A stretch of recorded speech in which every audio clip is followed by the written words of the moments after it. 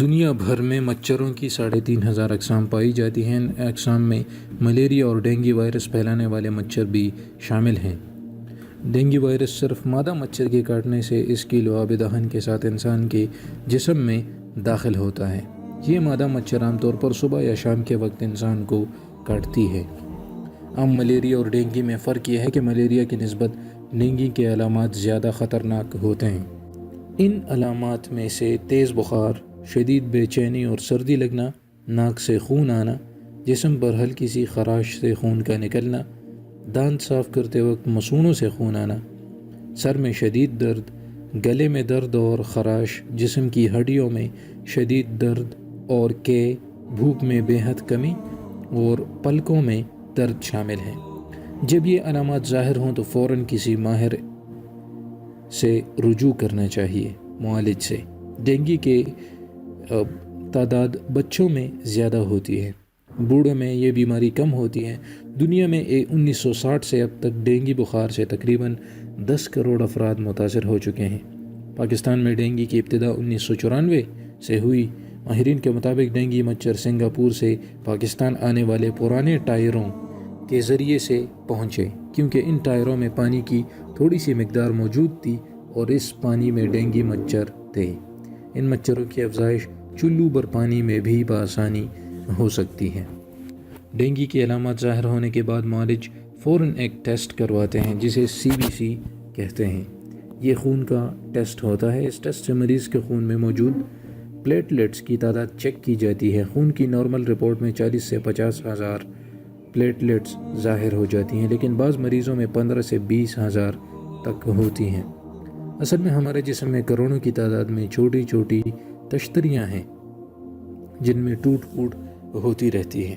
یہ تشتریاں پنکچر کا کام کرتی ہیں اور خون بہنے سے روکتی ہیں۔ ان تشتریوں کی حیات 10 روزہ ہوتی ہے۔ یہ ہڈیوں کے گودے میں تیار ہوتی ہیں۔ ڈینگی وائرس کے مریضوں کے جسم میں تشتریوں کی تعداد گھٹ جاتی ہے، لہٰذا معالجین اس کمی کو پورا کرنے کے لیے مریض کے جسم میں مختلف ادویات اور غذا کے ذریعے سے مطلوبہ تشتریاں فراہم کرتے ہیں۔ CBC ٹیسٹ کے علاوہ معالجین دوسرے ٹیسٹ بھی کرواتے ہیں جنہیں اینٹی ڈیٹرجن اور dengue viral antibody test کہتے ہیں۔ اگر ٹیسٹ مثبت ہوں تو ڈینگی کی تشخیص بہت آسانی سے ہو جاتی ہے اور مریض کو ہسپتال میں داخل کر لیا جاتا ہے۔ ڈینگی میں 95% افراد کو بخار ہو جاتا ہے۔ ایسی صورت میں معالج صرف پینا ڈال کر ڈینگی میں وہ افراد جلد مبتلا ہو جاتے ہیں جن کی قوت مدافعت کم ہو جاتی ہے۔ ذیابیطس کے مریض ڈینگی سے جلد متاثر ہو سکتے ہیں اور شروع میں معالج صرف پیناڈول کھلاتے ہیں مریض کو۔ ڈینگی مچھر کی شکل عام مچھروں سے مختلف ہوتی ہے۔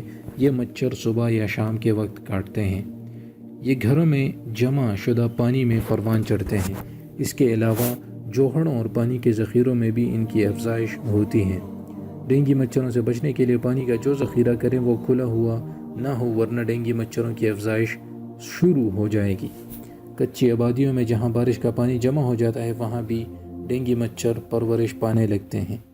جو افراد پانی کی قلت کی وجہ سے ٹینکیوں، بالٹیوں یا بڑے برتنوں میں پانی جمع کرتے ہیں، انہیں چاہیے کہ وہ 2 دن سے زیادہ پانی ذخیرہ نہ کریں، یا پھر ان بالٹیوں اور برتنوں کو اس طرح ڈھانپ کر رکھیں کہ ان میں مچھر پیدا نہ ہو سکیں۔ ڈینگی مچھروں کے انڈوں سے مچھر بننے میں 4 دن لگتے ہیں، لہٰذا اس سے پہلے کہ ڈینگی مچھر جمع شدہ پانی میں انڈے دیں اور پھر انڈوں سے بچے بڑے مچھروں میں تبدیل ہو جائیں، جمع شدہ پانی کو 4 دن سے پہلے ہی استعمال کر لینا چاہیے۔ یاد رکھیں کہ ڈینگی مچھر صاف ٹھہرے ہوئے پانی میں انڈے دیتا ہے، لیکن اس میں پرورش گندے پانی میں بھی ہوتی ہے۔ اہل محلہ کی بھی ذمہ داری ہے کہ گلیوں میں پانی جمع نہ ہونے دیں۔ بارش کے موسم میں سڑکوں اور گلیوں میں پانی جمع ہو جاتا ہے، انہیں چاہیے کہ ان کی صفائی کروائیں۔ اگر صفائی جلد نہ ہو سکے تو کم از کم جمع شدہ پانی پر مٹی کا تیل ہی چھڑک دیں۔ اگر پانی میں ڈینگی مچھر پرورش پا رہے ہیں تو مر جائیں گے۔ یہ طریقہ آسان ہے، محلے کا ہر فرد اسے اختیار کر سکتا ہے۔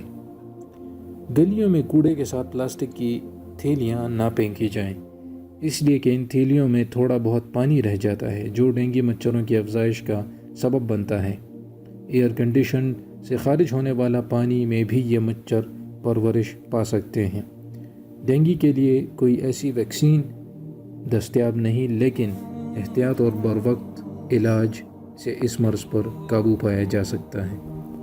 تو ناظرین، اگر آپ میں بھی کسی کے ہاں پانی جمع ہوتا ہے تو اس کو ختم کریں، کیونکہ ڈینگی ایک ایسا مرض ہے جو بہت لیٹ ہو جائے تو اس کا علاج ممکن نہیں ہوتا۔